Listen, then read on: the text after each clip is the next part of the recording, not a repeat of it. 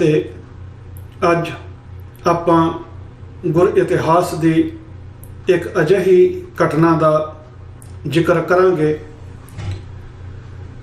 ਜਿਸ ਦੇ ਉੱਪਰ ਜਿਤਨਾ ਵੀ ਜ਼ਿਆਦਾ ਅਸੀਂ ਮਾਣ ਕਰੀਏ ਉਤਨਾ ਹੀ ਥੋੜਾ ਹੈ ਕਿ ਜਿਸ ਵੇਲੇ ਪਹਾੜੀ ਰਾਜਿਆਂ ਨੇ ਇੱਕ ਹਾਥੀ ਨੂੰ ਸ਼ਰਾਬ ਦੇ ਨਸ਼ੇ ਦੇ ਵਿੱਚ ਮਸਤ ਕਰਕੇ ਲੋਹਗੜ੍ਹ ਦੇ ਕਿਲੇ ਦੇ ਦਰਵਾਜ਼ੇ ਨੂੰ ਤੋੜਨ ਵਾਸਤੇ ਭੇਜਿਆ ਸੀ ਔਰ ਦੂਸਰੇ ਪਾਸਿਓਂ ਗੁਰੂ ਗੋਬਿੰਦ ਸਿੰਘ ਪਾਤਸ਼ਾਹ ਮਹਾਰਾਜ ਜੀ ਨੇ ਇੱਕ ਸਧਾਰਨ ਜਿਹੇ ਕੱਦ ਦੇ ਆਖੇ ਜਾਂਦੇ ਭਾਈ ਬਚਿੱਤਰ ਸਿੰਘ ਜੀ ਨੂੰ ਥਾਪੜਾ ਦੇ ਕੇ ਉਸ ਹਾਥੀ ਦਾ ਮੁਕਾਬਲਾ ਕਰਨ ਵਾਸਤੇ ਤਿਆਰ ਕੀਤਾ ਔਰ ਉਹ ਭਾਈ ਬਚਿੱਤਰ ਸਿੰਘ ਉਸ ਮਸਤ ਹਾਥੀ ਦਾ ਮੁਕਾਬਲਾ ਕਰਦਿਆਂ ਹੋਇਆਂ ਉਸ ਮਸਤ ਹਾਥੀ ਨੂੰ ਪਛਾੜ ਕੇ ਵਾਪਸ ਪਰਤਿਆ ਸੀ। ਸਾਡੇ ਗੁਰ ਇਤਿਹਾਸ ਦੀ ਇਹ ਇੱਕ ਅਜਿਹੀ ਘਟਨਾ ਹੈ ਜਿਸ ਦੇ ਉੱਤੇ ਅਸੀਂ ਵੱਧ ਤੋਂ ਵੱਧ ਮਾਣ ਮਹਿਸੂਸ ਕਰ ਸਕਦੇ ਹਾਂ, ਪਰ ਸਾਡੇ ਆਖੇ ਜਾਂਦੇ ਇਤਿਹਾਸਕ ਸਰੋਤ ਇਤਿਹਾਸਕ ਗ੍ਰੰਥ ਸੂਰਜ ਪ੍ਰਕਾਸ਼ ਦੇ ਅੰਦਰ ਕਵੀ ਸੰਤੋਖ ਸਿੰਘ ਨੇ ਜਿਸ ਤਰੀਕੇ ਦੇ ਨਾਲ ਇਸ ਸ਼ਾਨਾਮਤੀ ਇਤਿਹਾਸਕ ਘਟਨਾ ਨੂੰ ਕਲੰਕਿਤ ਕੀਤਾ, ਵਿਗਾੜ ਕੇ ਲਿਖਿਆ, ਉਸ ਦਾ ਨਮੂਨਾ ਜਿਹੜਾ ਹੈ ਉਹ ਮੈਂ ਆਪ ਜੀ ਨੂੰ ਦਿਖਾਉਣਾ ਚਾਹੁੰਦਾ ਹਾਂ ਕਿ ਇਸ ਇਤਿਹਾਸਕ ਘਟਨਾ ਨੂੰ ਕਵੀ ਸੰਤੋਖ ਸਿੰਘ ਨੇ ਕਿਸ ਤਰੀਕੇ ਦੇ ਨਾਲ ਬਿਆਨ ਕੀਤਾ ਹੈ।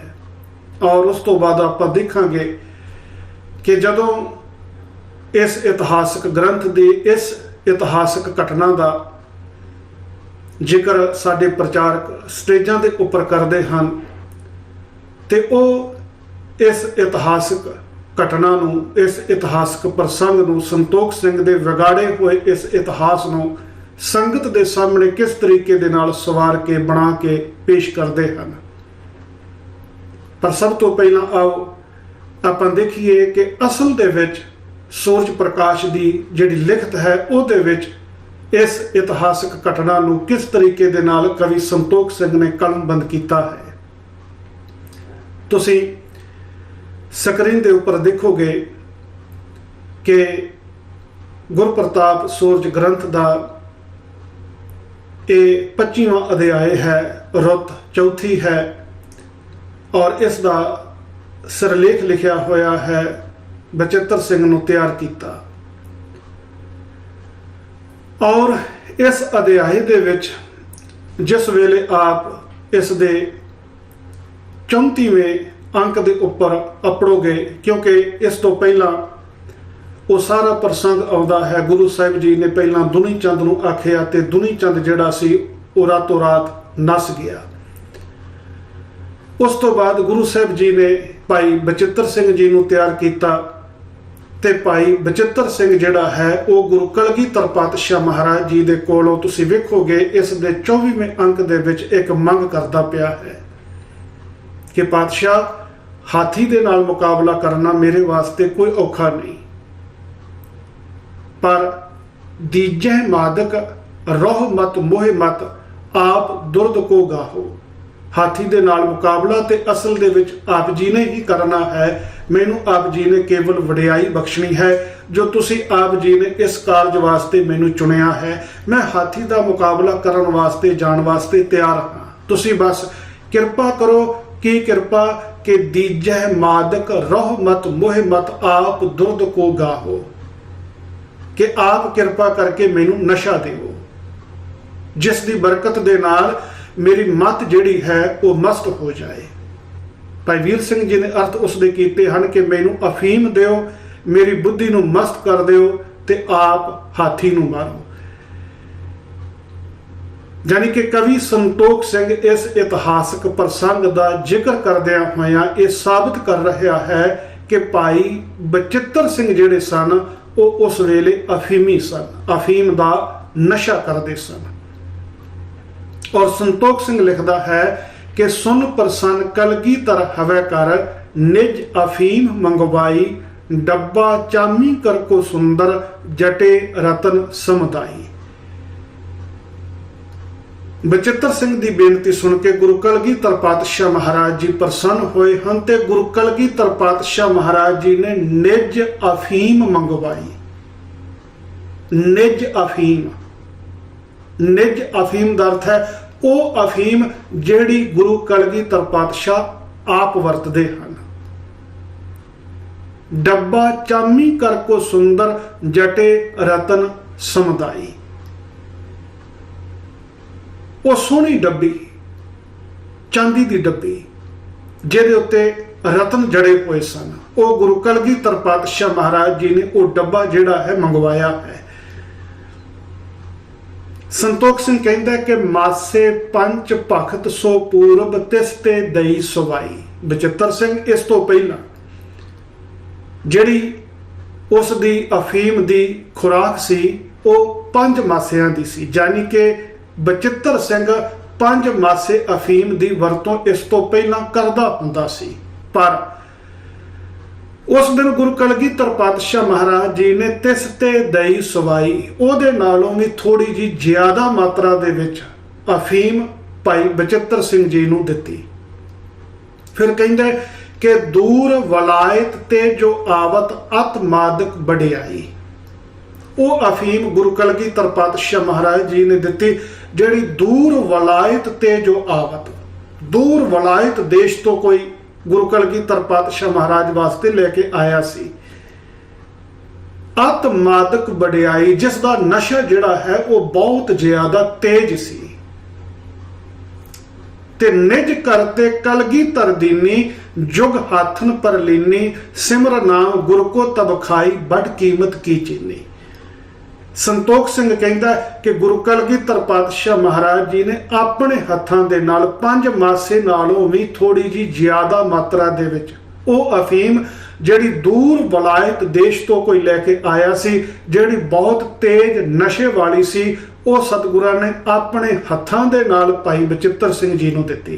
ते भाई बचित्र सिंह जी ने जुग हाथन पर लीनी, जुग हाथन अपने दोने हथ अगे करके जिस तरीके दे नाल प्रसाद लिया जाता है, इस तरीके दे नाल बचित्र सिंह ने गुरु कलगीधर पातशाह महाराज जी दे अगे अपने दोनों हथ करके सतगुरां दे कोलों वो अफीम जिहड़ी है वो प्राप्त की। और सिमर नाम गुरु को तब खाई बड़ कीमत की चीनी। वो अफीम जिहड़ी बहुत ज्यादा कीमत वाली सी, बहुत ज्यादा महंगी किस्म दी सी, गुरु का नाम लैके भाई बचित्र सिंह जी ने वो अफीम जिहड़ी है वो खा लई। फिर कहता कि पुन बिजिया कुटवाए मंगाई, सिंगन पान कराई, पीवत चढ़ियो विशाल अमल तब लाली लोचन शाई। फिर गुरु कलगीधर पातशाह महाराज जी ने सुखा कुटवाया होया वो मंगवाया है, तो घोटिया होया सुखा जिहड़ा है वो सतगुरां ने भाई बचित्र सिंह नूं पान करवाया है। पीवत चढ़ियो विशाल अमल तब लाली लोचन शाई, जिसनों पीण करके और जिस अफीम नूं खाण करके भाई बचित्र सिंह जी नूं उसका बहुत ज्यादा नशा जिहड़ा सी वो चढ़ गया और भाई बचित्र सिंह जी दीयां अखां दे विच लाली छा गई। यानी कि संतोख सिंह लिखता है कि जिहड़ा भाई बचित्र सिंह जी ने मस्त हाथी का मुकाबला किया है, वो मस्त हाथी का मुकाबला भाई बचित्र सिंह जी ने अफीम अते सुखे का नशा करन तो बाद दे विच जाके कीता है। असीं आखदे हां कि सतगुरां दी किरपा दे नाल, सतगुरां दे थापड़े दे नाल, सतगुरां दे दिते हुए हौसले दे नाल, सतगुरां दे दिते हुए धीरज दे नाल भाई बचित्र सिंह मस्त हाथी का मुकाबला करके आया सी। पर कवि संतोख सिंह लिखता पिया है कि इस भाई बचित्र सिंह जी ने गुरु कलगीधर पातशाह महाराज जी दे पासों नशे की मंग की और गुरु कलगीधर पातशाह महाराज जी ने अपनी निज वरतों वाली जिहड़ी अफीम दी चांदी दी डब्बी सी जिहदे उत्ते रतन जड़े हुए सन, उस चांदी दी डब्बी दे विचों जिहदे विच विदेशी अफीम सी, महंगी कीमत वाली अफीम सी, वो 5 मासे नालों ज्यादा मात्रा दे विच ਭਾਈ ਬਚਿੱਤਰ ਸਿੰਘ ਜੀ ਨੂੰ ਦਿੱਤੀ। ਨਾਲ ਸਤਿਗੁਰਾਂ ਨੇ ਸੁੱਖੇ ਦਾ ਨਸ਼ਾ ਜਿਹੜਾ ਸੀ ਉਹ ਬਚਿੱਤਰ ਸਿੰਘ ਜੀ ਨੂੰ ਕਰਵਾਇਆ, ਜਿਸ ਕਰਕੇ ਭਾਈ ਬਚਿੱਤਰ ਸਿੰਘ ਜਿਹੜਾ ਸੀ ਉਹ ਮਸਤ ਹਾਥੀ ਦਾ ਮੁਕਾਬਲਾ ਕਰਕੇ ਆਇਆ। ਪਰ ਇਸ ਇਤਿਹਾਸਕ ਗ੍ਰੰਥ ਦੀ ਜਿਸ ਵੇਲੇ ਸਟੇਜ ਦੇ ਉੱਤੇ ਸਾਡੇ ਪ੍ਰਚਾਰਕ ਕਥਾ ਕਰਦੇ ਹਨ, ਉਹ ਕਿਸ ਤਰੀਕੇ ਦੇ ਨਾਲ ਪੇਸ਼ ਕਰਦੇ ਹਨ, ਉਹ ਇਸ ਸੱਚਾਈ ਦੇ ਉੱਤੇ ਕਿਸ ਤਰੀਕੇ ਦੇ ਨਾਲ ਪਰਦਾ ਪਾਉਂਦੇ ਹਨ। ਉਸ ਦੀਆਂ ਦੋ ਉਦਾਹਰਨਾਂ ਨੇ ਜਿਹੜੀਆਂ ਮੈਂ ਆਪ ਜੀ ਦੇ ਨਾਲ ਸਾਂਝੀਆਂ ਕਰਨੀਆਂ ਚਾਹੁੰਦਾ ਹਾਂ, ਤੇ ਉਹ ਅਸਲ ਦੇ ਵਿੱਚ ਦੋ ਤਰੀਕੇ ਨੇ ਜਿਹੜੇ ਵੀ ਇਸ ਇਤਿਹਾਸਕ ਗ੍ਰੰਥ ਦੀ ਕਥਾ ਕਰਦੇ ਨੇ। ਇਸ ਇਤਿਹਾਸਕ ਗ੍ਰੰਥ ਦੇ ਅੰਦਰ ਜਿੱਥੇ ਵੀ ਇਹੋ ਜਿਹਾ ਕੂੜ ਕਬਾੜ ਜਿਹੜਾ ਹੈ ਲਿਖਿਆ ਆਉਂਦਾ ਹੈ, ਜਾਂ ਤੇ ਉਸ ਦੇ ਅਰਥ ਜਿਹੜੇ ਹਨ ਉਹ ਬਦਲ ਕੇ ਕਰ ਦਿੱਤੇ ਜਾਂਦੇ ਹਨ, ਲਿਖਿਆ ਕੁਝ ਹੋਰ ਹੁੰਦਾ ਹੈ ਔਰ ਉਸ ਦੇ ਅਰਥ ਕਰਨ ਵੇਲੇ ਕੁਝ ਹੋਰ ਸੰਗਤ ਨੂੰ ਸੁਣਾ ਦਿੱਤਾ ਜਾਂਦਾ ਹੈ। ਤੇ ਜਾਂ ਫਿਰ ਦੂਸਰਾ ਤਰੀਕਾ ਹੈ ਕਿ ਉਸ ਅਧਿਆਏ ਨੂੰ, ਉਸ ਚੈਪਟਰ ਨੂੰ, ਉਸ ਪ੍ਰਸੰਗ ਨੂੰ, ਉਹਨਾਂ ਪੰਕਤੀਆਂ ਨੂੰ ਜਿਹੜਾ ਹੈ ਉਹ ਛੱਡ ਦਿੱਤਾ ਜਾਂਦਾ ਹੈ। ਤੇ ਦੋਨਾਂ ਹੀ ਹਾਲਤਾਂ ਦੇ ਵਿੱਚ ਨਤੀਜਾ ਇਹ ਨਿਕਲਦਾ ਹੈ ਕਿ ਇਹਨਾਂ ਇਤਿਹਾਸਕ ਗ੍ਰੰਥਾਂ ਦੀ ਜਿਹੜੀ ਅਸਲ ਸੱਚਾਈ ਹੈ ਉਹ ਸੰਗਤ ਦੇ ਸਾਹਮਣੇ ਜਿਹੜੀ ਹੈ ਅੱਪੜਦੀ ਨਹੀਂ ਹੈ। ਪਹਿਲੀ ਉਦਾਹਰਨ ਜੋ ਮੈਂ ਆਪ ਜੀ ਨੂੰ ਇੱਥੇ ਦਿਖਾਉਣੀ ਚਾਹੁੰਦਾ ਹਾਂ ਉਹ ਹੈ ਸੰਤ ਗਿਆਨੀ ਜਰਨੈਲ ਸਿੰਘ ਜੀ ਖਾਲਸਾ ਪਿੰਡਰਾਂ ਵਾਲੇ। ਜਿਸ ਵੇਲੇ ਉਹ ਇਸ ਇਤਿਹਾਸਕ ਪ੍ਰਸੰਗ ਦੀ ਕਥਾ ਕਰਦੇ ਹਨ ਤੇ ਉਹਨਾਂ ਦੇ ਨਾਲ ਜਿਹੜਾ ਸਿੰਘ ਕਥਾ ਪੜ੍ਹਦਾ ਹੈ ਉਹ ਜਿੱਥੇ ਜਿੱਥੇ ਅਫੀਮ ਸ਼ਬਦ ਜਾਂ ਸੁੱਖਾ ਸ਼ਬਦ ਆਉਂਦਾ ਹੈ, ਵਿਜੀਆ ਸ਼ਬਦ ਆਉਂਦਾ ਹੈ, ਉੱਥੇ ਉੱਥੇ ਅਫੀਮ ਦੀ ਜਗ੍ਹਾ ਦੇ ਉੱਤੇ ਉਹ ਸ਼ਬਦ ਸ਼ਰਦਾਈ ਪੜ੍ਹਦਾ ਹੈ। ਸੋ ਲਿਖਿਆ ਹੈ ਕਿ ਸਤਿਗੁਰਾਂ ਨੇ ਅਫੀਮ ਦਿੱਤੀ, ਸੁੱਖਾ ਦਿੱਤਾ, ਪਰ ਜਿਸ ਵੇਲੇ ਸਟੇਜ ਦੇ ਉੱਤੇ ਇਹ ਪ੍ਰਸੰਗ ਸੁਣਾਇਆ ਜਾਂਦਾ ਹੈ ਤੇ ਸੰਗਤ ਨੂੰ ਇਹ ਸੁਣਾਇਆ ਜਾਂਦਾ ਹੈ ਕਿ ਗੁਰੂ ਕਲਗੀਧਰ ਪਾਤਸ਼ਾਹ ਮਹਾਰਾਜ ਜੀ ਨੇ ਸ਼ਰਦਾਈ ਦਿੱਤੀ,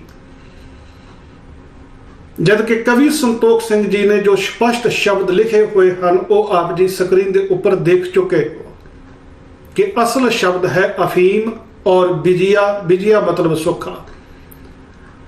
ਪਰ ਜਿਸ ਵੇਲੇ ਸਟੇਜ ਤੋਂ ਇਹ ਪ੍ਰਸੰਗ ਸੁਣਾਇਆ ਜਾਂਦਾ ਹੈ ਉਸ ਵੇਲੇ ਅਫੀਮ ਦੀ ਜਗ੍ਹਾ ਦੇ ਉੱਤੇ, ਸੁੱਖੇ ਦੀ ਜਗ੍ਹਾ ਦੇ ਉੱਤੇ ਸ਼ਬਦ ਜਿਹੜਾ ਹੈ ਸ਼ਰਦਾਈ ਵਰਤਿਆ ਜਾਂਦਾ ਹੈ। ਤੁਸੀਂ ਸੁਣੋ ਉਹ ਕਲਿੱਪ, ਨਾਲ ਦੀ ਨਾਲ ਫਿਰ ਤੁਸੀਂ ਸਕਰੀਨ ਦੇ ਉੱਤੇ ਇਹ ਸਾਰਾ ਕੁਝ ਜਿਹੜਾ ਹੈ ਜੋ ਲਿਖਿਆ ਹੈ ਅਸਲ ਪਾਠ ਉਹ ਵੀ ਦੇਖ ਸਕਦੇ ਹੋ। ਹਾਂਜੀ। ਕਰੋ ਹਾਥੀ ਨੂੰ ਸਰ ਪ੍ਰਸੰਨ ਕਲਗੀਧਰ ਹੋਇਆ ਕਰ, ਸਤਿਗੁਰੂ ਖੁਸ਼ ਹੋ ਗਏ, ਮੈਂ ਸ਼ਰਦਾਈ ਮੰਗਵਾਈ, ਸਤਿਗੁਰੂ ਜੀ ਨੇ ਸ਼ਰਦਾਈ ਮੰਗਵਾਈ ਤੇ ਕਿਰਪਾ ਨਾਲ ਹੀ ਭਰ ਲੈਣਾ ਸਾਰਾ ਕੁਝ। ਡੱਬਾ ਚਾਮੀ ਕਰ ਕੋ ਸੁੰਦਰ, ਡੱਬਾ ਚਾਮੀ ਕਰਦਾ ਲੈ ਕੇ, ਜਟੇ ਰਤਨ ਸਮੁਦਾਈ, ਜਿਹਦੇ ਚ ਰਤਨ ਸਮੂਹ ਜਟੇ ਪੜਦੇ ਕੋਈ ਨਹੀਂ, ਮਾਸੇ ਪੰਜ ਪਾਖਰ ਸੋ ਪੂਰਕ, ਕਹਿੰਦੇ 5 ਕਮਾਸੇ ਦੇ ਦਿੱਤੇ, ਤਿਸਤੇ ਤੇ ਸਵਾਈ, ਉਹਦੇ ਨਾਲ ਸਵਾਈ ਹੋਰ ਦੇ ਦਿੱਤੀ, ਦੂਰ ਬੁਲਾਇਤ ਤੇ ਜੋ ਆਵਤ, ਦੂਰੋਂ ਬੁਲਾਇਆ ਜੋ ਆਇਆ ਸੀ। ਆਤਮਾ ਹਾਂਜੀ, ਤੁਸੀਂ ਸੁਣ ਰਹੇ ਹੋ। ਇੱਥੇ ਇਹ ਵੀ ਦੇਖਣ ਵਾਲੀ ਗੱਲ ਹੈ ਕਿ ਜਦੋਂ ਇਹ ਆਖਿਆ ਜਾਂਦਾ ਹੈ 5 ਮਾਸੇ ਦਿੱਤੀ, ਸ਼ਰਦਾਈ ਉਹ 5 ਮਾਸੇ ਦੀ ਮਾਤਰਾ ਦੇ ਵਿੱਚ ਨਹੀਂ ਦਿੱਤੀ ਜਾਂਦੀ। ਜੇ 5 ਮਾਸੇ ਦੀ ਮਾਤਰਾ ਦੇ ਵਿੱਚ ਦਿੱਤੀ ਗਈ ਹੈ ਤੇ ਉਹ ਕਵੀ ਸੰਤੋਖ ਸਿੰਘ ਜੀ ਨੇ ਅਫੀਮ ਦਾ ਜ਼ਿਕਰ ਕੀਤਾ ਹੈ, ਪਰ ਇਸ ਸੱਜਣ ਨੇ, ਪਾਠ ਪੜ੍ਹਨ ਵਾਲੇ ਸੱਜਣ ਨੇ, ਜਿਸ ਵੇਲੇ ਅਫੀਮ ਸ਼ਬਦ ਆਇਆ ਤੇ ਉੱਥੇ ਸ਼ਰਦਾਈ ਸ਼ਬਦ ਜਿਹੜਾ ਹੈ ਉਹ ਵਰਤਿਆ। ਔਰ ਤੁਸੀਂ ਇਹ ਵੀ ਮਹਿਸੂਸ ਕੀਤਾ ਹੋਵੇਗਾ ਕਿ ਪਾਠ ਪੜ੍ਹਨ ਵਾਲਾ ਥੋੜਾ ਜਿਹਾ ਇਸ ਨੂੰ ਪੜ੍ਹਨ ਦੇ ਵਿੱਚ ਕੁਝ ਝਿਜਕ ਮਹਿਸੂਸ ਕਰਦਾ ਹੈ, ਜਾਂ ਪੜ੍ਹਨਾ ਨਹੀਂ ਚਾਹੁੰਦਾ, ਜਾਂ ਇਸ ਨੂੰ ਸਕਿਪ ਕਰਨਾ ਚਾਹੁੰਦਾ ਹੈ। ਔਰ ਬਾਬਾ ਜਰਨੈਲ ਸਿੰਘ ਨਾਲ ਇਹ ਆਖਦੇ ਹਨ ਕਿ ਨਹੀਂ ਕੋਈ ਨਹੀਂ, ਜਿਸ ਤਰੀਕੇ ਦੇ ਨਾਲ ਲਿਖਿਆ ਹੈ ਤੂੰ ਉਸ ਤਰੀਕੇ ਦੇ ਨਾਲ ਪੜ੍ਹ ਦੇ। ਅਗਾ ਹੋਰ ਸੁਣ ਲਓ ਇਸ ਕਲਿੱਪ ਨੂੰ ਥੋੜਾ ਜਿਹਾ ਆਪ। ਹਾਂਜੀ। ਬੜਾਈ ਐਸੇ ਆਨੰਦ ਦੇ ਦੇਣ ਵਾਲੀ, ਨਿਰ ਕਰਤੇ ਕਲਗੀਧਰ ਦੀਨੀ, ਕਲਗੀਧਰ ਨੇ ਆਪਣੇ ਹੱਥੀਂ ਦੇ ਦਿੱਤੇ। ਭਾਈ ਸ਼ਕਦਾ ਹੋਣਾ ਆਪ ਤਾਂ ਹੀ ਲਿਖ ਦਿੱਤਾ, ਗੁਰੂ ਕੇ ਸਿੰਘ ਨੂੰ ਤਿਆਗਿਆ ਹੀ ਨਹੀਂ। ਜੁਗ ਹੱਥਨ ਪਰ ਲੀਨੀ, ਦੋਹਾਂ ਹੱਥਾਂ 'ਚ ਲੈ ਲੈ ਸ਼ਰਦਾਈ ਛਕਣ ਦੀ। ਇਹ ਵੀ ਆਪਾਂ ਕਹਿ ਸਕਦੇ ਹਾਂ ਕਿ ਬਾਬਾ ਜਰਨੈਲ ਸਿੰਘ ਜੀ ਦੀ, ਇਹ ਉਹਨਾਂ ਦੀ ਦਲੇਰੀ ਹੈ। ਨਹੀਂ ਤੇ ਅੱਜ ਸਾਡੇ ਪ੍ਰਚਾਰਕ ਜਿਹੜੇ ਹਨ ਇਹ ਕਹਿਣ ਦੀ ਦਲੇਰੀ ਨਹੀਂ ਕਰਦੇ ਪਏ। ਬਾਬਾ ਜਰਨੈਲ ਸਿੰਘ ਦੀ ਇਹ ਦਲੇਰੀ ਹੈ ਜਿਹੜਾ ਉਹਨਾਂ ਨੂੰ ਸਟੇਜ ਦੇ ਉੱਤੇ ਇਹ ਕਹਿਣ ਦੇ ਵਿੱਚ ਕੋਈ ਝਿਜਕ ਮਹਿਸੂਸ ਨਹੀਂ ਹੋਈ ਕਿ ਜਿਹੜਾ ਇਹ ਭਾਈ ਜਿਸ ਨੇ ਇਹ ਇਤਿਹਾਸ ਲਿਖਿਆ ਹੈ ਉਹ ਆਪ ਛਕਦਾ ਹੋਣਾ ਹੈ। ਸਿੱਖਾਂ ਨੂੰ ਤਾਂ ਛਕਣ ਦੀ ਆਗਿਆ ਹੀ ਨਹੀਂ। ਕੀ ਛਕਣ ਦੀ ਆਗਿਆ ਨਹੀਂ? ਕੀ ਸ਼ਰਦਾਈ ਛਕਣ ਦੀ ਆਗਿਆ ਨਹੀਂ? ਸ਼ਰਦਾਈ ਛਕਣ ਦੀ ਆਗਿਆ ਤੇ ਹੈ, ਪਰ ਸੁੱਖਾ ਪੀਣ ਦੀ, ਅਫੀਮ ਖਾਣ ਦੀ, ਨਸ਼ਿਆਂ ਦੀ ਵਰਤੋਂ ਕਰਨ ਦੀ ਇਜਾਜ਼ਤ ਸਿੱਖਾਂ ਨੂੰ ਨਹੀਂ ਹੈ। ਤੇ ਬਾਬਾ ਜਰਨੈਲ ਸਿੰਘ ਜੀ ਨੂੰ ਇਹ ਕਹਿਣਾ ਪਿਆ, ਉੱਥੇ ਕਹਿਣ ਦੀ ਉਹਨਾਂ ਨੇ ਦਲੇਰੀ ਕੀਤੀ ਕਿ ਭਾਈ ਜਿਹੜਾ ਜਿਸ ਨੇ ਇਤਿਹਾਸ ਲਿਖਿਆ ਹੈ ਇਹ ਭਾਈ ਜਿਹੜਾ ਆਪ ਛਕਦਾ ਹੋਣਾ ਹੈ। ਇਸ ਵਾਸਤੇ ਇਸ ਨੇ ਇਹ ਲਿਖ ਦਿੱਤਾ ਹੈ ਕਿ ਗੁਰੂ ਸਾਹਿਬ ਜੀ ਨੇ ਭਾਈ ਬਚਿੱਤਰ ਸਿੰਘ ਜੀ ਨੂੰ ਇਹ ਨਸ਼ੇ ਜਿਹੜੇ ਹਨ ਉਹ ਦਿੱਤੇ ਹਨ। ਜਦ ਕਿ ਸਾਡੇ ਜਿਹੜੇ ਪ੍ਰਚਾਰਕ ਹਨ ਅੱਜ ਉਸੇ ਸੰਪਰਦਾ ਦੇ, ਉਸੇ ਟਕਸਾਲ ਦੇ ਜਿਹੜੇ ਮੁਖੀ ਹਨ, ਉਹ ਤੇ ਇੱਥੋਂ ਤੱਕ ਦਾਅਵਾ ਕਰਦੇ ਹਨ ਕਿ ਟਕਸਾਲ ਦਾ ਜਿਹੜਾ ਇਹ ਵਿਦਿਆਰਥੀ ਭਾਈ ਸੰਤੋਖ ਸਿੰਘ ਹੈ ਜਿਸ ਨੇ ਇਹ ਇਤਿਹਾਸਕ ਗ੍ਰੰਥ ਲਿਖਿਆ ਹੈ, ਇਸ ਨੂੰ ਤੇ 72 ਵਾਰੀ ਗੁਰੂ ਗੋਬਿੰਦ ਸਿੰਘ ਪਾਤਸ਼ਾਹ ਜੀ ਨੇ ਆਪ ਦਰਸ਼ਨ ਦਿੱਤੇ ਸਨ। ਯਾਨੀ ਕਿ ਇਹਦੇ ਕੋਲੋਂ ਇਹ ਇਤਿਹਾਸ ਜਿਹੜਾ ਹੈ ਇਹ ਗੁਰੂ ਸਾਹਿਬ ਜੀ ਨੇ ਆਪ ਲਿਖਵਾਇਆ ਹੈ। ਫਿਰ ਸਾਡੇ ਕੁਝ ਹੋਰ ਪ੍ਰਚਾਰਕ ਹਨ ਜਿਹੜੇ ਸੰਤੋਖ ਸਿੰਘ ਦੀ ਵਡਿਆਈ ਕਰਦੇ ਹੋਏ ਇਹ ਕੁਝ ਲਿਖਦੇ ਹਨ ਕਿ ਸੰਤੋਖ ਸਿੰਘ ਬਹੁਤ ਜ਼ਿਆਦਾ ਭਜਨ ਬੰਦਗੀ ਕਰਨ ਵਾਲਾ ਸੀ। ਰੋਜ਼ ਹਰ ਰੋਜ਼ ਸਵੇਰੇ 3 ਵਜੇ ਤੋਂ ਲੈ ਕੇ 7 ਵਜੇ ਤੱਕ 4-4 ਘੰਟੇ ਪਹਿਲਾਂ ਉਹ ਸਿਮਰਨ ਕਰਿਆ ਕਰਦਾ ਸੀ ਤੇ ਬਾਅਦ ਵਿੱਚ ਉਹ ਇਤਿਹਾਸ ਲਿਖਦਾ ਸੀ। ਤੇ ਸੋਚਣਾ ਪਏਗਾ ਨਾ ਕਿ ਜਿਸ ਨੂੰ ਗੁਰੂ ਗੋਬਿੰਦ ਸਿੰਘ ਜੀ ਨੇ ਆਪ ਦਰਸ਼ਨ ਦਿੱਤੇ ਹੋਏ ਹੋਣ, ਜਿਹੜਾ ਹਰ ਰੋਜ਼ 4-4 ਘੰਟੇ ਸਿਮਰਨ ਭਗਤੀ ਕਰਨ ਵਾਲਾ ਹੋਵੇ, ਉਹ ਇਸ ਤਰੀਕੇ ਦੇ ਨਾਲ ਇਤਿਹਾਸਕ ਘਟਨਾਵਾਂ ਨੂੰ ਕਲੰਕਿਤ ਜਿਹੜਾ ਹੈ ਕਿਸ ਤਰੀਕੇ ਦੇ ਨਾਲ ਕਰ ਸਕਦਾ ਹੈ? ਤੇ ਜੇ ਇਤਿਹਾਸ ਨੂੰ ਇਸ ਤਰੀਕੇ ਦੇ ਨਾਲ ਵਿਗਾੜਿਆ ਜਾ ਰਿਹਾ ਹੈ, ਇਤਿਹਾਸ ਨੂੰ ਇਸ ਤਰੀਕੇ ਦੇ ਨਾਲ ਕਲੰਕਿਤ ਕੀਤਾ ਜਾ ਰਿਹਾ ਹੈ, ਤੇ ਉਹਦੇ ਸੰਬੰਧ ਵਿੱਚ ਜੋ ਕੁਝ ਅਸੀਂ ਆਖਦੇ ਹਾਂ ਕਿ ਗੁਰੂ ਸਾਹਿਬ ਜੀ ਨੇ ਉਹਨੂੰ ਦਰਸ਼ਨ ਦਿੱਤੇ, ਇੰਨੀ ਉਹ ਸਿਮਰਨ ਭਜਨ ਬੰਦਗੀ ਕਰਨ ਵਾਲੀ ਰੂਹ ਸੀ, ਅਸੀਂ ਸਾਰਾ ਕੁਝ ਜਿਹੜਾ ਹੈ ਉਹ ਝੂਠ ਬੋਲਦੇ ਪਏ ਹਾਂ। ਬਾਬਾ ਜਰਨੈਲ ਸਿੰਘ ਜੀ ਨੂੰ ਇੱਥੇ ਇਹ ਗੱਲ ਕਹਿਣੀ ਪਈ ਕਿ ਇਹ ਭਾਈ ਜਿਹੜਾ ਹੈ ਇਹ ਆਪ ਅਫੀਮਚੀ ਹੋਏਗਾ, ਇਹ ਆਪ ਸਾਰਾ ਕੁਝ ਛਕਦਾ ਹੋਣਾ ਜਿਸ ਨੇ ਕੁਝ ਲਿਖਿਆ, ਨਹੀਂ ਤੇ ਗੁਰੂ ਕੇ ਸਿੱਖਾਂ ਨੂੰ ਤੇ ਨਸ਼ੇ ਕਰਨ ਦੀ ਇਜਾਜ਼ਤ ਹੈ ਹੀ ਨਹੀਂ। ਪਰ ਤੁਸੀਂ ਦੇਖਿਆ ਕਿ ਕਿਸ ਤਰੀਕੇ ਦੇ ਨਾਲ ਇਹਨਾਂ ਇਤਿਹਾਸਕ ਗ੍ਰੰਥਾਂ ਨੂੰ ਜਿਹੜਾ ਹੈ ਉਹ ਸਟੇਜ ਤੋਂ ਜਿਹੜਾ ਹੈ ਪ੍ਰਚਾਰਿਆ ਜਾਂਦਾ ਹੈ। ਤੁਸੀਂ ਥੋੜਾ ਜਿਹਾ ਇਸ ਨੂੰ ਹੋਰ ਸੁਣ ਲਓ, ਫਿਰ ਆਪਾਂ ਅਗਾਂਹ ਗੱਲ ਕਰਦੇ ਹਾਂ। ਹਾਂਜੀ। ਆਵਤੋ ਆਤਮਾਦਿਕ ਬੜਾਈ ਐਸੇ ਆਨੰਦ ਦੇ ਦੇਣ ਵਾਲੀ ਨਿਜ ਕਰਤੇ ਕਲਗੀ ਧਰ ਦੀਨੀ ਕਲਗੀ ਤਾਂ ਨੇ ਆਪਣੇ ਹੱਥੀਂ ਦੇ ਦਿੱਤੇ, ਭਾਈ ਛਕਦਾ ਹੋਣਾ ਆਪ ਤਾਂ ਹੀ ਲਿਖ ਦਿੱਤਾ, ਗੁਰੂ ਕਿਸੇ ਨੂੰ ਤਿਆਗਿਆ ਹੀ ਨਹੀਂ। ਜੁਗ ਹੱਥਨ ਪਰ ਲੀਨੀ ਦੋਹਾਂ ਹੱਥਾਂ 'ਚ ਲੈ ਲੈ, ਸ਼ਰਦਾਈ ਛਕਣ ਦੀ ਪਹਿਲ ਲੈ ਲਈ ਦੋ ਹੱਥਾਂ 'ਚ। ਸਿਮਰ ਨਾਮ ਗੁਰ ਕੋ ਤਬ ਖਾਈ ਉਸ ਧੰਨ ਸ੍ਰੀ ਗੁਰੂ ਗੋਬਿੰਦ ਸਿੰਘ ਸਾਹਿਬ ਸੱਚੇ ਪਾਤਸ਼ਾਹ ਕਹਿ ਕੇ ਧਾਰਨ ਕਰ ਲਈ। ਬੜ ਕੀਮਤ ਕੀ ਚੀਨੀ ਬਹੁਤੀ ਕੀਮਤ ਦੀ ਜਾਣਨਾ ਕੀਤੀ, ਕਲਗੀ ਧਰ ਦੇ ਹੱਥਾਂ ਨਾਲ ਲੱਗਣ ਤੋਂ ਬਣ ਨਹੀਂ ਸੀ ਕੀਮਤ ਵਾਲੀ ਸ਼ਰਦਾਈ ਐਸੀ। ਮਨ ਸ਼ਰਦਾਈ ਕਟਵਾਏ ਮੰਗਾਈ ਫੇਰ ਕੁਟਵਾ ਕੇ ਘੋਟ ਕੇ ਸ਼ਰਦਾਈ ਹੋਰ ਲੈ ਲਈ। ਸਿੰਘਨ ਪਾਨ ਕਰਾਈ ਸਿੰਘਾਂ ਨੇ ਕਿਹਾ ਕਰਾ ਦਿੱਤੀ ਪਿਉਣ। ਪੀਵਤ ਚੜਿਓ ਵਿਸਾਲ ਅਮਲ ਤਬ ਅਮਲ ਚੜ ਗਿਆ, ਸਕਾਸ ਪਾਈ ਹੁੰਦੀ ਨੇ ਇਹਦੇ ਵਿੱਚ, ਕਈਆਂ 'ਚ ਕਹਿੰਦੇ ਉਹਦਾ ਅਮਲ ਹੋ ਗਿਆ। ਲਾਲੀ ਲੋਚਨ ਸ਼ਾਹੀ ਇਸ ਤਰ੍ਹਾਂ ਤੇ ਲਾਲੀ ਆ ਗਈ, ਕਈਆਂ ਦੇ ਉਸੇ ਤਰ੍ਹਾਂ ਰਹਿੰਦੀ ਹੈ। ਪਾਹੇ ਚੜੇ ਕਮਾਨ ਮਨੰਦਾ।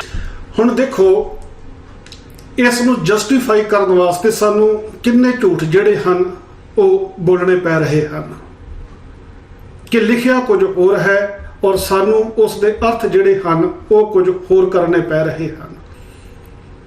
ਹੁਣ ਇਸ ਪ੍ਰਸੰਗ ਦੇ ਵਿੱਚ ਜਿੱਥੇ ਇਹ ਲਿਖਿਆ ਹੋਇਆ ਕਿ ਸਿਮਰ ਨਾਮ ਗੁਰ ਕੋ ਤਬ ਖਾਈ, ਗੁਰੂ ਨੂੰ ਯਾਦ ਕਰਕੇ ਬਚਿੱਤਰ ਸਿੰਘ ਨੇ ਉਹ ਅਫੀਮ ਜਿਹੜੀ ਸੀ ਉਹ ਖਾਧੀ।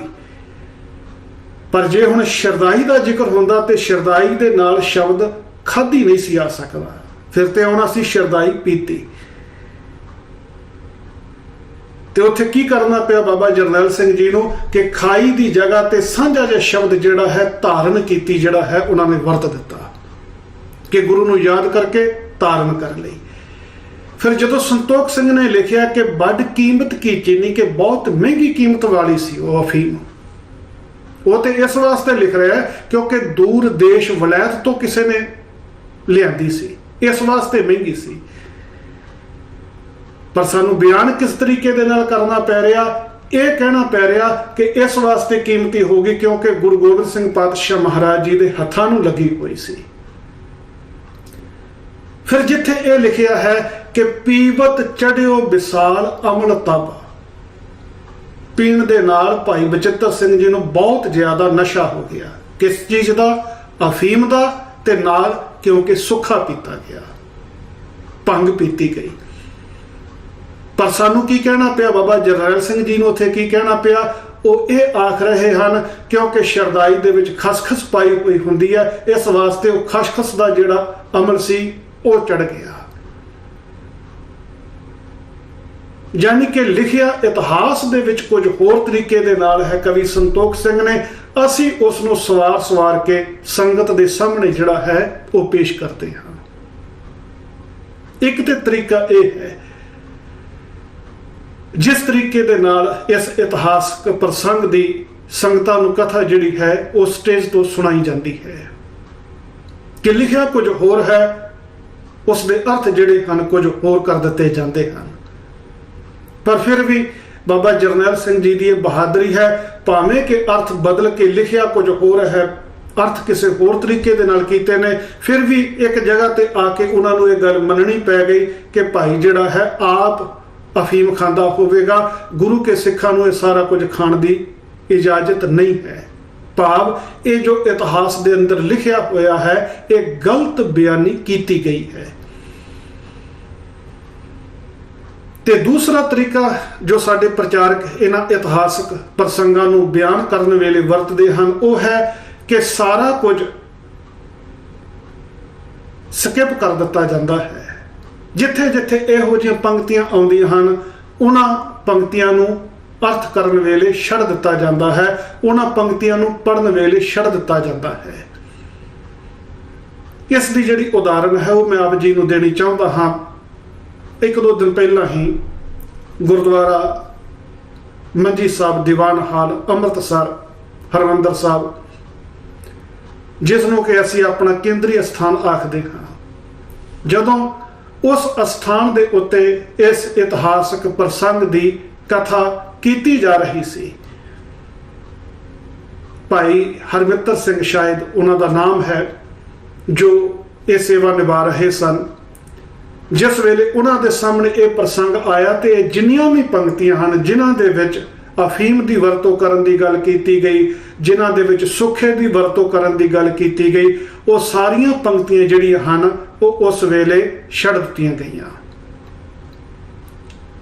ਉਹ ਤੁਸੀਂ ਆਪ ਖੁਦ ਦੇਖ ਸਕਦੇ ਹੋ ਕਿ ਲਿਖਿਆ ਕਿਸ ਤਰੀਕੇ ਦੇ ਨਾਲ ਹੈ ਔਰ ਉਸ ਨੂੰ ਪ੍ਰਚਾਰਿਆ ਕਿਸ ਤਰੀਕੇ ਦੇ ਨਾਲ ਜਾ ਰਿਹਾ ਹੈ, ਔਰ ਜਿਸ ਵੇਲੇ ਉਹ ਪੰਕਤੀਆਂ ਆਉਂਦੀਆਂ ਹਨ ਕਿਸ ਤਰੀਕੇ ਦੇ ਨਾਲ ਉਹਨਾਂ ਪੰਕਤੀਆਂ ਨੂੰ ਸਕਿਪ ਕਰ ਦਿੱਤਾ ਜਾਂਦਾ ਹੈ।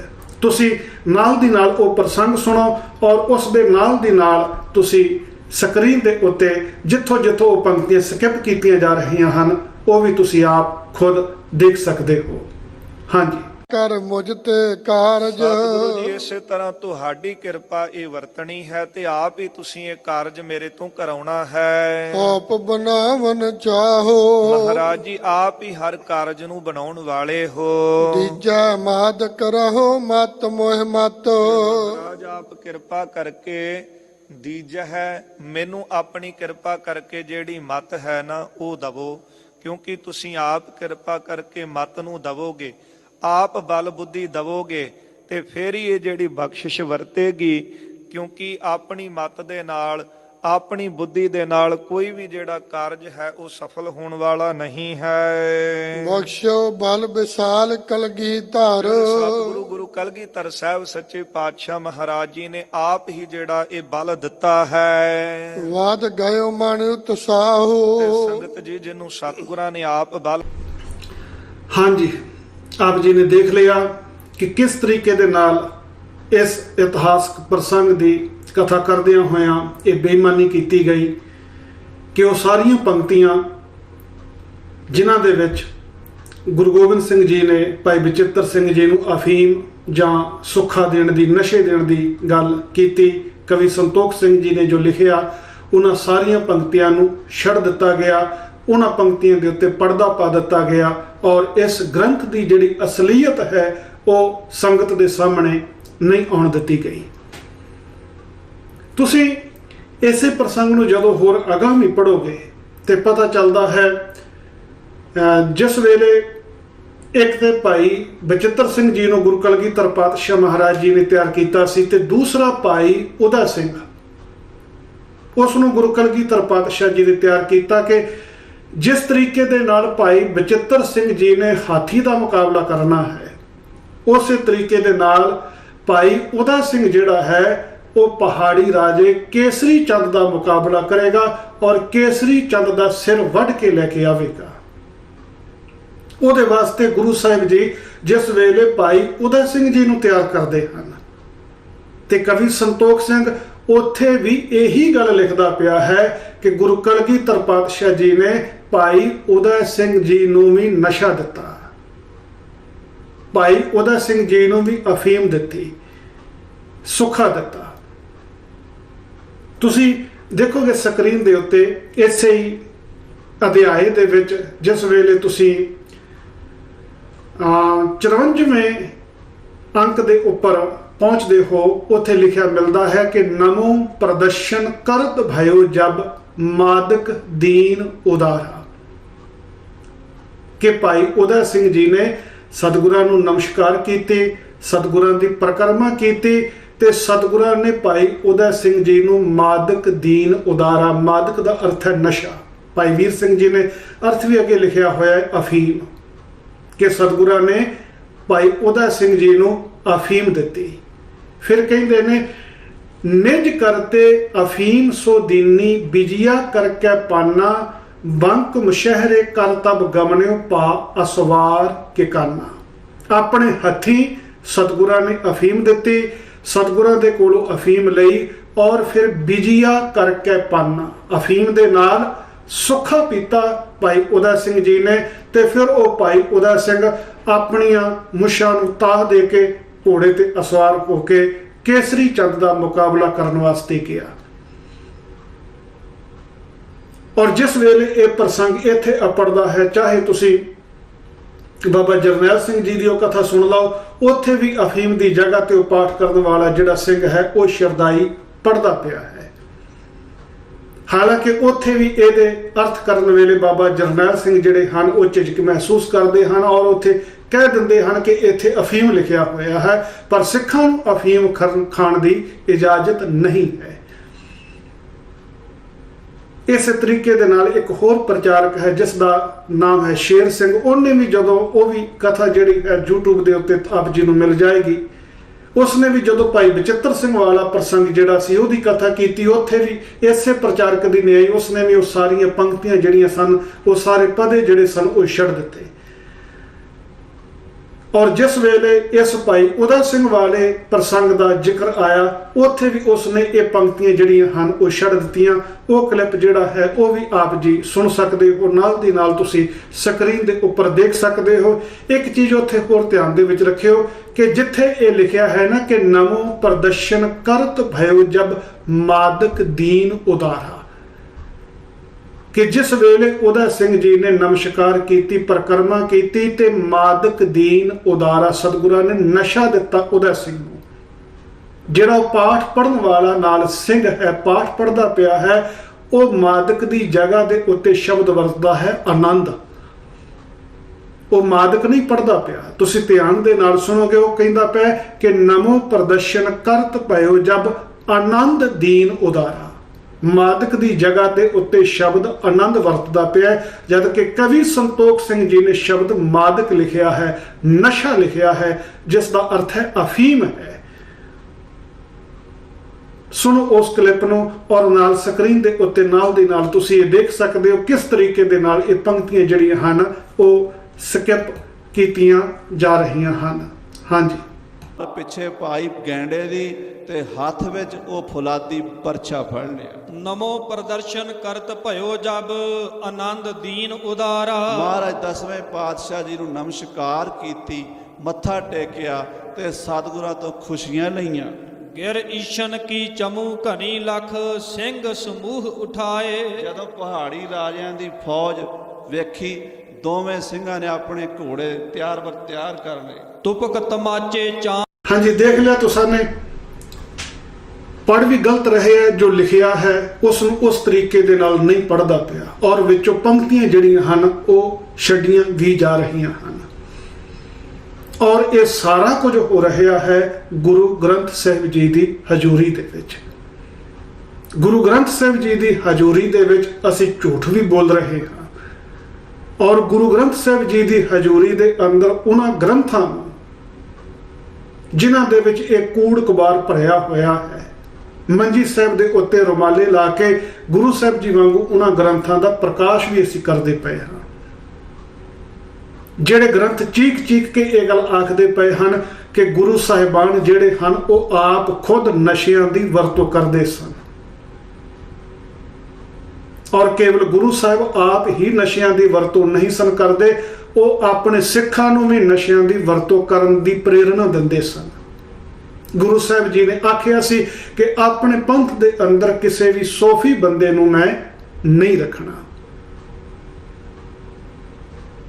ਹੁਣ ਤੁਸੀਂ ਆਪ ਹਿਸਾਬ ਲਗਾ ਕੇ ਦੇਖੋ ਕਿ ਜਦੋਂ ਇਹਨਾਂ ਗ੍ਰੰਥਾਂ ਦੀ ਕਥਾ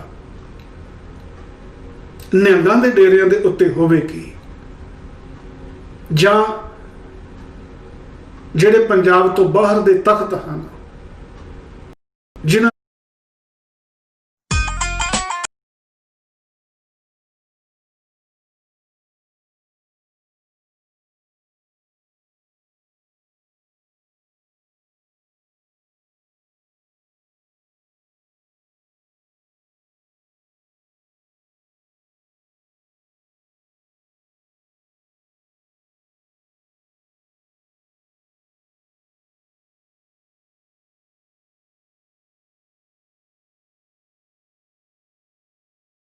ਦੇ ਉੱਤੇ ਇਹ ਨਸ਼ਿਆਂ ਦੀ ਵਰਤੋਂ, ਸੁੱਖੇ ਆਦਿਕ ਦੀ ਵਰਤੋਂ ਕੀਤੀ ਜਾਂਦੀ ਹੈ, ਬਲਕਿ ਸੁੱਖਾ ਤਿਆਰ ਕਰਕੇ ਉਹਦੇ ਗੁਰੂ ਸਾਹਿਬ ਜੀ ਨੂੰ